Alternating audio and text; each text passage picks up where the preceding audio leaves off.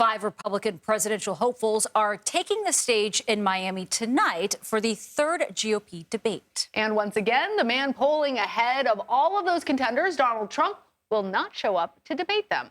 Well, here's who will be there. Florida Governor Ron DeSantis, former governors Christie and Nikki Haley, along with Senator Tim Scott and entrepreneur Vivek Ramaswamy, all qualified for the debate. Now, this is the third time that Trump has avoided the debate stage. A recent CBS News poll finds a former president maintains a commanding lead over his Republican rivals.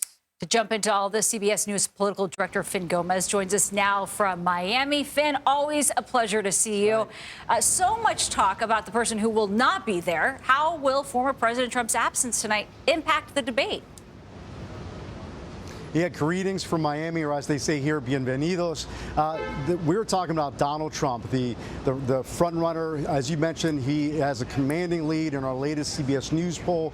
He's at 61% and 40 points ahead of his nearest rival, Ron DeSantis. That's amongst likely voters on a national scale. Now, he will not be there, but he will clearly be the elephant in the room, because the other five, those five that you mentioned, will be vying for that second place. They'll be vying for that electorate, speaking to them about being the alternative to Donald Trump. We are 68 days away from the first early voting state, the first contest, which will be the January 15th Iowa caucuses. So right now, they're trying to make they're trying to present their best case for their candidacy.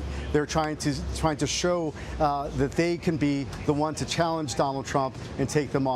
So we're going to be hearing that, and there's going to be some big top issues. I've spoken to several members of the Republican from the Republican campaigns who tell me there's going to be a lot of focus on abortion rights, yes, but also on the Biden administration, the recent polls that came out over the weekend, and yes, the election results from yesterday. Well, Finn, Donald Trump has held really an unwavering, commanding lead over his Republican challengers, despite skipping all of the debates so far. So, Finn, I'm wondering who you expect to distinguish themselves tonight on that debate stage, but also what effect you think that will have on their ability to actually try and get the nomination. Well, that's a great question, and it's interesting to note. Right now, I think you should be, there's this expectation, a collective expectation that Nikki Haley, the former South Carolina UN ambassador, will be getting some incoming, if you will, from some of her rivals, especially the Florida governor, Ron DeSantis. They're both vying for that second place position. You've been seeing that in recent polls, and I think there's an expectation from some of the Republican strategists that I've spoken to that she will try to present herself as that clear alternative to Donald Trump.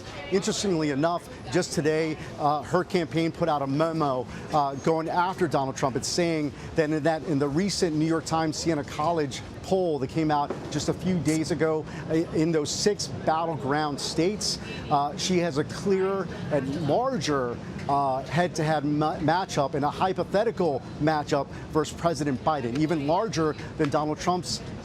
Hers was at 9, Donald Trump was at 3 versus Biden in those 6 respective battleground states, which are key to winning the general election. So I think a lot of eyes are on Nikki Haley tonight.